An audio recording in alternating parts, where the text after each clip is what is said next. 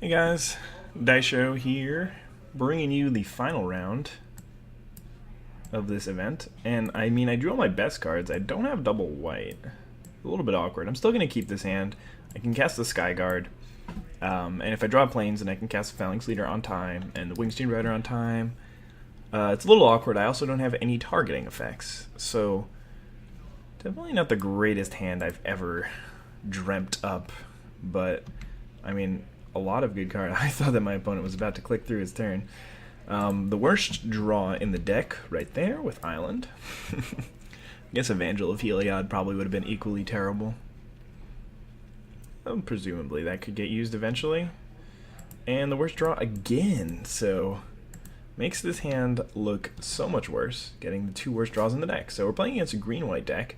Very good, because we're not really going to get disrupted in terms of our dudes with their counters and stuff. Gonna start the aerial beats and then play a Vaporkin post-combat. Definitely looking like I'm in pretty decent shape right now.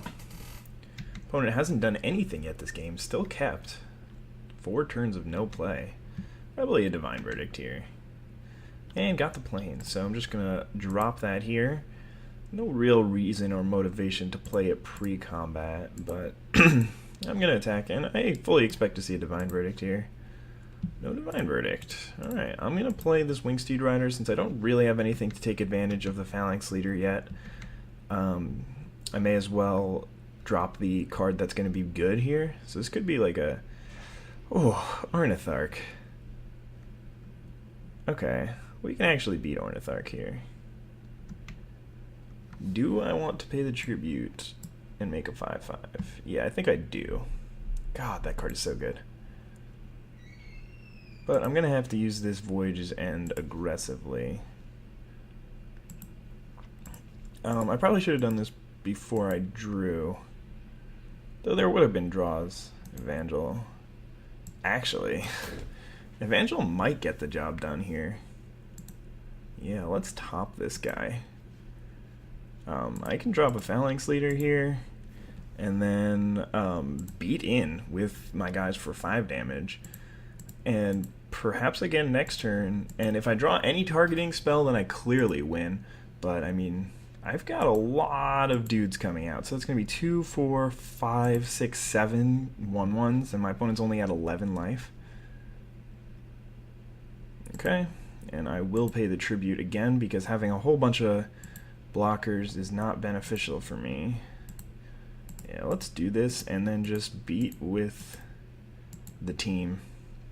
I don't know if there's anything that my opponent can do to stop this. I will attack with everything. I'm not gonna ship that guy. No, I am. It's pretty much a snap block here. But he still takes 5 going down to 6, and I have well more than 6 attackers here. I have this guy just produced 8 creatures, 1, 2, 3, 4, 5, 6, 7, 8, and I have these 3 flyers still, so yeah. I had to do this pre-combat, by the way, because it would have taken away some devotion. I would have rather given him less information when he was going to make the block. Especially considering I can have a lot of combat tricks and stuff, and that all of those could be detrimental to him. But I mean, I think this is really just the case of my opponent didn't play anything till turn 5, and then I had a bounce spell to tempo him a bit. I mean, he might not be dead. Chosen by Heliod probably won't get there. Make your 5/5 a little bit bigger. But yeah, I mean, I guess it's tempting to keep an Ornitharch hand. I don't know what else he kept. Okay, so he's going to gain 3 here. Could be relevant. Not consider gaining life. Alright, so he's got 3 creatures, but only one of them flies. So I think he's still dead here. Yeah, he's definitely dead. Okay, so he blocks the 2 power guys. So that means that 3 get in, and then he can block 2 more, 4, 5, 6, 7, 8, 9. So I'm just going to do that math one more time just in case, because I don't want to just lose the game when I could easily win it. So Ornitharch blocks Wingsteed Rider, Laguna Bandelder blocks this, Traveling Philosopher blocks this. So that means that 1, 2, 3, 4, 5, 6 1/1s get in, and then that should close it out. He can't block Vaporkin with anything but Ornitharch. I think he's dead. Where were these cards? Like, I guess he drew them turns 5 and 6 or something. All right, everybody's charging in.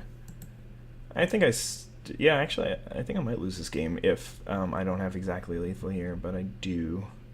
My opponent's tapped out, so yeah. All right, and I did draw the Afar's Enlightenment, so it would not have mattered. I would have won anyway, but definitely going to bring in this Glare of Heresy here. Did not see much else, so it's going to be hard to figure out what else to board in. I guess I'll just board out this. No, I don't want to board out the Ray of Dissolution. My opponent could be playing like Observe Analyses. I didn't see any of them in the draft, so somebody had to get them. I'm going to take out this Bronze Sable.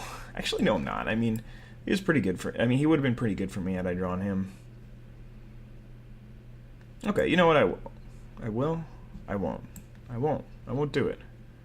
We'll board out this Ray of Dissolution.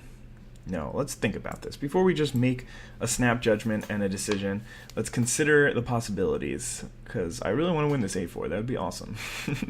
Be very good for my Magic Online account, as well as very good for my happiness. Alright, I probably don't need the Bronze Sable. But I mean, I like having a mass of 2 drops with 2 power. I think that Ray of Dissolution is the correct board out here. Last Breath, not really a consideration. Revoke, Silence, and yeah, I don't really need any of those. Man, that Evangel of Heliod is getting work done. Who would have thought that Evangel?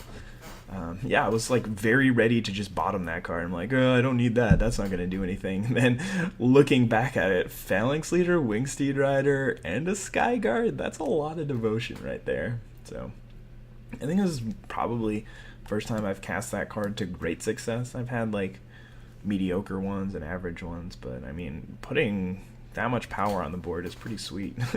All I had to do was take my opponent down to 11 and then like play a random curve of creatures, and then I just had enough dudes to just get in there for lethal. So that was kind of sweet. All right. Good old chump attack afterwards. See what we draw here. Alright, so this is the exact opposite part of my deck. I'm not going to mulligan it, and it's funny because these cards are not very good. They're pretty much all terrible. Island is not the worst draw in our deck because we do want to hit 3 and 4 lands, but we would much rather be drawing plains. We can hit Wingsteed Riders on time. Cavalry Pegasus. I think I'm actually going to lead here with the Traveling... Okay, I'm definitely going to play the Omen Speaker now because I want to get this Wingsteed Rider out on time. So we're probably going to just bottom anything that's not a Plains. It's tough to bottom Phalanx Leader, but do what you got to do. Can't cast it. You're going to draw it and then not be able to cast... Yeah, it's too far away. I mean, I have 2 pump spells in hand. It does just win me the game, but, I mean, it's... this is a really tough one. Okay, so it's really far in the future that this is going to happen. 2, maybe 3, maybe even 4 turns away, but up until then, I can play a Traveling Philosopher and a Laguna Bandelder and be okay with them. If I do draw the plains after I have 4 creatures out, how am I going to lose this one? If my opponent plays Ornitharch, will I still lose? Probably. Probably not, actually. Probably. Maybe. Alright, we're going to bottom it. It's a really tough one. That was probably the toughest decision I have had to make with this deck. And I think that often scrying is in that position where it is the toughest thing to do with the deck, is figure out when to scry and what to scry. So I was about to say, Setessan Oathsworn would probably be the scariest card that we can see here. With Cavalry Pegasus, he can just... Oh, this is a satyr, not a human. Wow. Did not even notice. Alright, so got a Skyguard here, but he does not do much. I'm just going to play a 3-drop for mana efficiency. And yeah, so I would have drawn Phalanx Leader this turn and not been able to do anything. Then Skyguard the next turn, still not been able to do anything. I think that it was the right decision, but I'm really not sure. Alright, so this thing could be an issue. Very happy that it's not going to fly with Pegasus. Thought that that would be the case because kind of looks like a human, but that's really bad for me. It's equally as bad. I guess I shouldn't have attacked with this. Evangel. That's probably the worst draw right now. Okay, so yeah, this is going to be a tough one to win. I'm not going to be lying to you guys. This is definitely going to be a tough one, but we'll hold back here. Maybe give him a little bit of a scare. Obviously, if he's got any sort of pump spell, there's nothing that I can really do to prevent it from destroying me.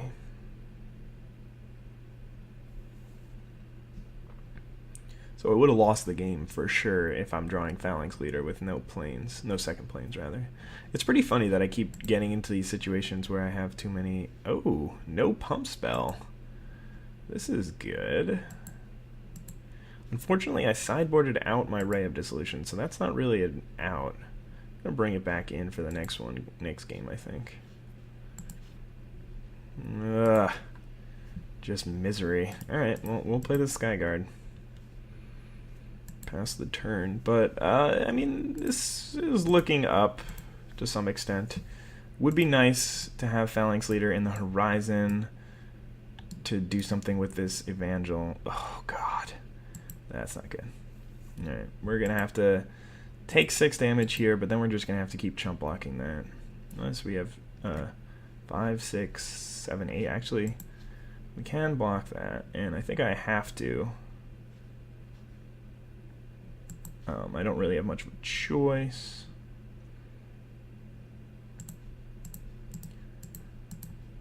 I think I just lose this game if this thing doesn't die here, regardless. If he's got another pump spell, he's got another pump spell. He's on the mulligan, and he has only 2 cards in hand. He didn't attack last turn, so there's a lot of things that tell me that he probably doesn't have a pump spell here.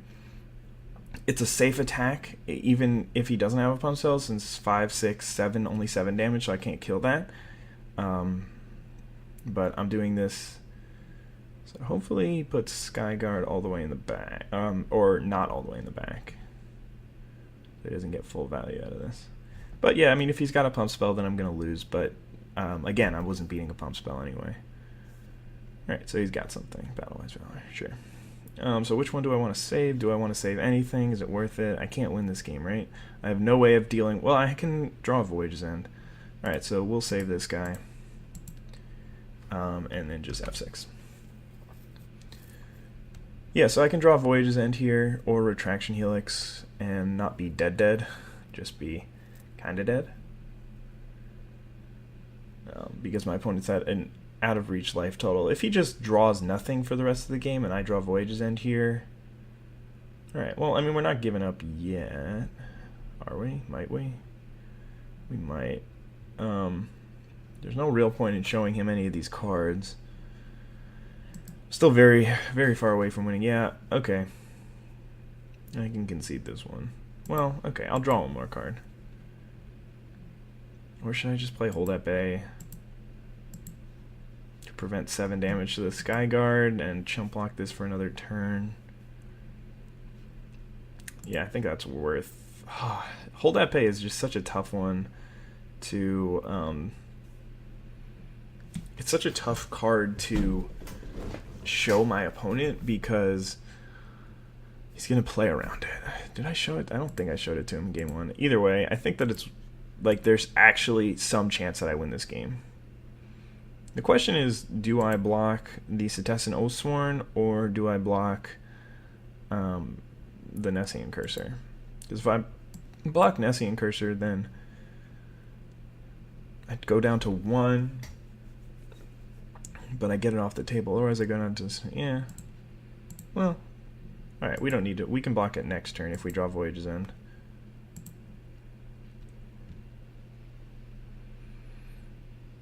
Alright, so we got to see a Battle Master from my opponent. I see how he won all of his games. There's a Glare of Heresy. We are just actually dead on board now, so we're going to concede. But I do see how my opponent won all of his games. He's got a bunch of pump spells. He took all the pump spells. And big green heroic dudes. So right here, what are we going to do? We can bring in this Last Breath to take care of that Oathsworn. Bring in this Ray of Dissolution. I don't really want to go too slowly. Don't think Omen Speaker's really doing much in this matchup other than scrying, which I guess it's normally its goal, but I don't see Crypsis being particularly good. Or maybe I just side out, hold at bay. I think I need to keep this in just to prevent lifelink at some point, maybe. Alright, I'm going to side out Crypsis against my better judgment, because I don't think that I'm really going to be able to block his creatures profitably most of the time. Alright, and hopefully we'll get a very aggressive draw. Oh man, too bad. It'd be really nice to... it would have been really nice to draw a second land with this one, because this is a great hand. But any hand that's got 6 cards in it is going to be good. And this is like exactly the opposite, but it's not so bad. I mean, I got a Hypnotist and an Enlightenment, so I've got a plan. I've got a couple of answers in Voyage's End and Glare of Heresy. I've got a dude in Deepwater Hypnotist that I do like. Very good draw there. Probably one of the better draws in the deck. And yeah, we've got a plan. We've got some answers. Let's see what we can do from here. Hopefully he kept another slow hand with an Ornitharch at the top of it. Yeah, we're going to do that later, but that's a really good draw too. Because, yeah, it makes sense to play it this way because I'm a little bit light on resources, so I want to milk all the advantage that I can get out of it. Playing the Phalanx Leader here first doesn't really give me that much advantage. Alright, you got your Oathsworn. Hopefully I draw a land here. Sweet. So, well, let's actually attack first, so that he doesn't have the option of blocking, though probably giving him the option to block is pretty good here. And hopefully I won't have to tap out for the rest of the game, essentially. If he plays, yes, I do want to return that to my hand. If he plays like Hopeful Eidolon, then that's not a big deal, because I can just Voyage's End his guy. And continue with the beatdown. It's probably pretty tempting for him to do that too, if he's got it. I mean, he hasn't seen Voyage's End yet. Retraction Helix doesn't even do anything. It looks like he does have it though, so I don't really want to tap out for an Enlightenment next turn unless I draw another land, and it has to be an island. Mortal's Ardor. That's a weird one. Sure, you got it.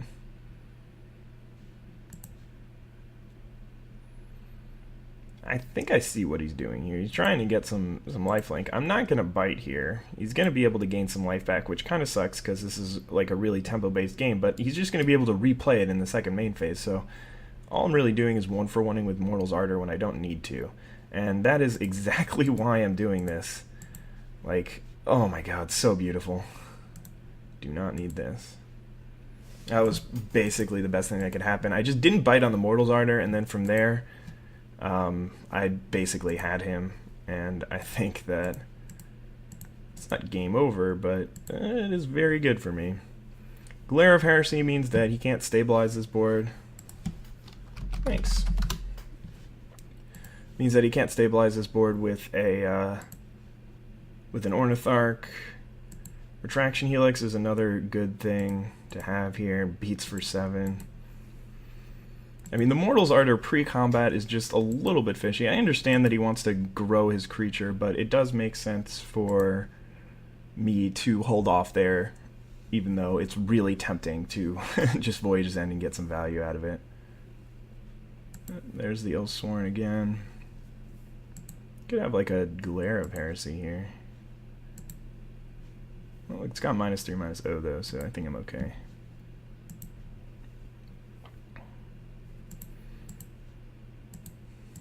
Glare's Heresy. I meant God's Willing so he could block, but does not look like he can. And this turn, well, we'll see what he does here. Retraction Helix and Deepwater Hypnotist with my opponent at 4 means that it's very likely that I will be able to kill him.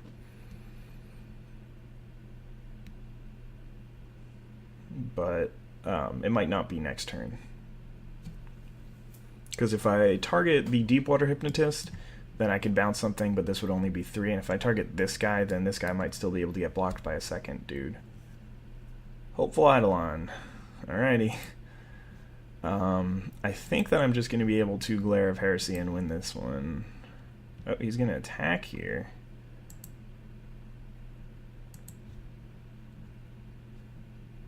So, what does he have here that doesn't...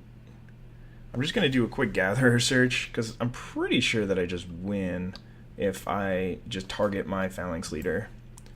But yeah, I'm just going to do a quick Gatherer search for Born of the Gods instance and... Born of the Gods and... excuse me, Theros instance. Born of the Gods... Theros... Color, white, type, instant, and rarity, no, not rarity, converted mana cost 1. Alright, so he's got access to 1 white mana. I'm pretty sure if I just Retraction Helix here, I win. Yeah. Oh, first I may as well play this, even though there is nothing he could have. Oh, that actually just gets there. I can just do this, and I don't have to worry about... I don't know. There's still nothing to worry about. This is kind of a sweet interaction. GG.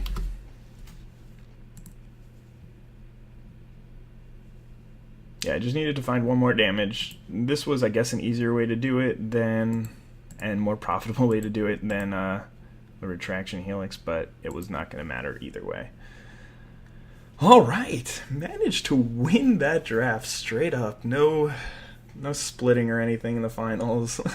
I had, what, 1, 2, 3, 4...